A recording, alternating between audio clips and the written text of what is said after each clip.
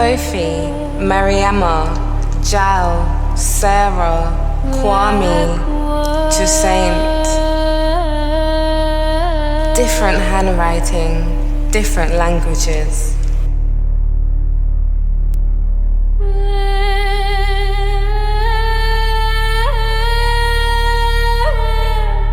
They told us our history was lost, that African people were scattered so badly that no one could ever put us back together. But that was a lie.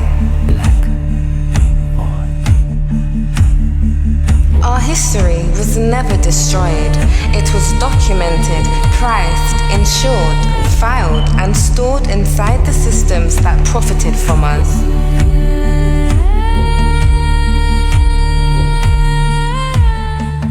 Every black person alive today is standing on a paper trail that stretches across oceans and centuries. It runs through shipping companies, plantation ledgers, church books, insurance tables, and colonial archives.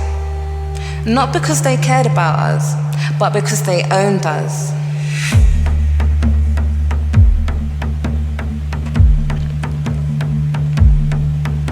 Our ancestors were not ghosts, they were entries.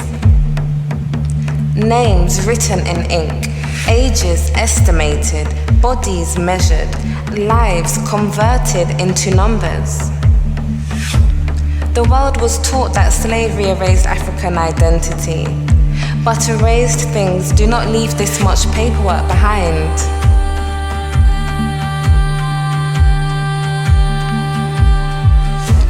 They knew where we came from, they knew where we were taken, they knew who survived and who died, they knew who was sold, who escaped, and who was executed for trying. They didn't lose track of us, they tracked us.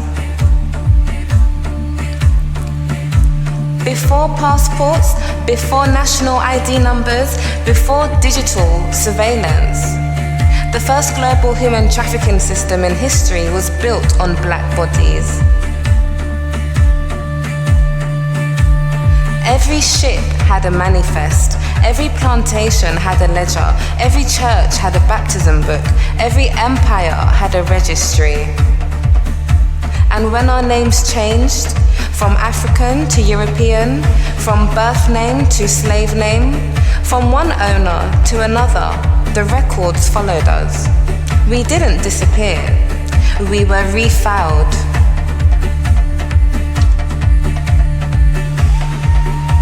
Across the Caribbean, across Brazil, across North America, across Europe. The same people, different labels. The world was told that Africa and its descendants were broken by history, but broken things don't have this kind of organization.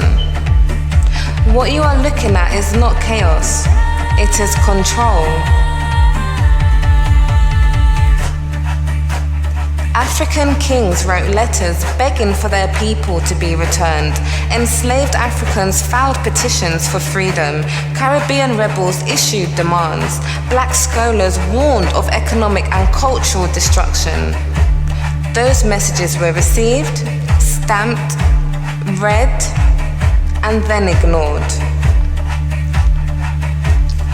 Not because no one knew, but because too much money depended on not caring. Every modern empire was built on African extraction: gold, rubber, sugar, cotton, oil, and human labor. Our ancestors were not just enslaved, they were leveraged. Their bodies backed loans, their labor powered factories, their suffering built banks, ports, and corporations that still exist today. And when slavery officially ended, the system did not. It simply changed its interface. The ledgers became birth certificates, the ship manifests became immigration files, the plantation logs became criminal records, the insurance tables became credit scores, the bloodlines became DNA databases. They never stopped tracking us. They just updated the software. Somewhere in this world, the full record of black humanity already exists, from Africa to the Americas, from the Caribbean to Europe, from the first stolen child to the last living descendant. Every name, every movement, every forced migration, every sale, every death. Not scattered, stored. But that archive does not belong to the people whose lives it contains. It belongs to governments, churches, corporations, universities, and institutions that inherited the profits. The greatest theft against black people was not just land or labor, it was memory. Because if you control a people's records, you control their story. And if you control their story, you control their future. They know who we are. They have always known. We just weren't supposed to know ourselves.